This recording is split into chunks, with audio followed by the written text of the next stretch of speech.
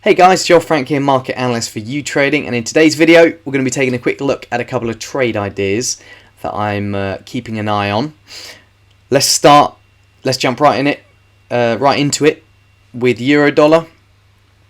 1 hour candlesticks here in this chart. You can see today we've dropped about 1%.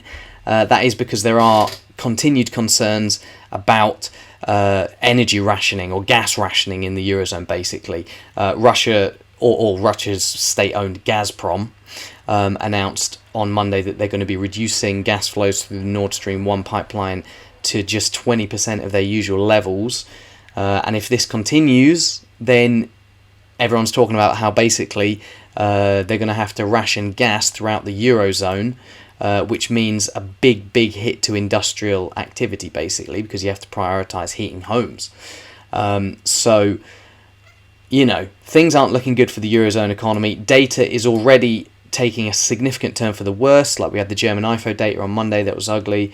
The PMIs last Friday that were ugly. All of these concerns about the energy situation in the coming winter and beyond are already having a big impact. And pretty much we're seeing that having an effect on the euro. Eurozone yields were also falling this morning, and markets also paring back their expectations for ECB tightening, even though the ECB's been sounding kind of hawkish recently, but people obviously not buying into it. But anyway, we've got that going on, but we've also got a lot of US things going on as well. Namely, we've got the Fed on Wednesday, and then we've got GDP on Thursday.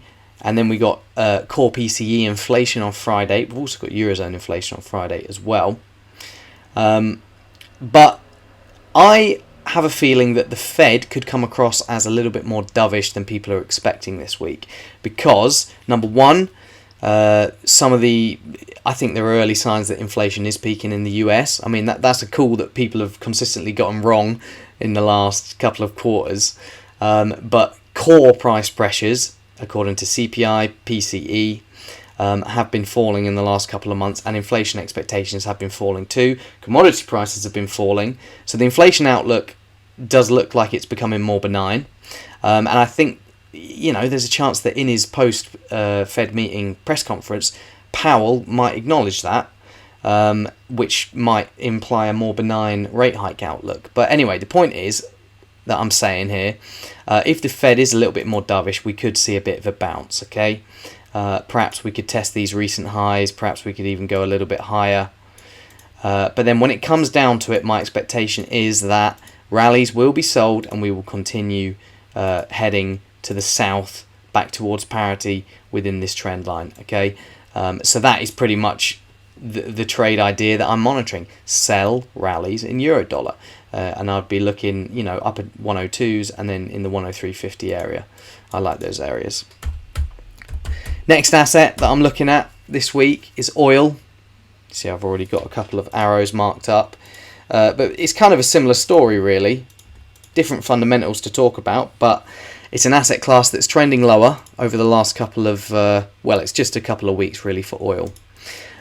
Because concerns about oil demand as the global economy weakens have really taken control of oil markets in the last couple of weeks. And like I was just saying before, the economic data has been worsening, not just in the Eurozone, but in the US. Remember the PMIs we had last week were pretty ugly, and elsewhere, like the UK.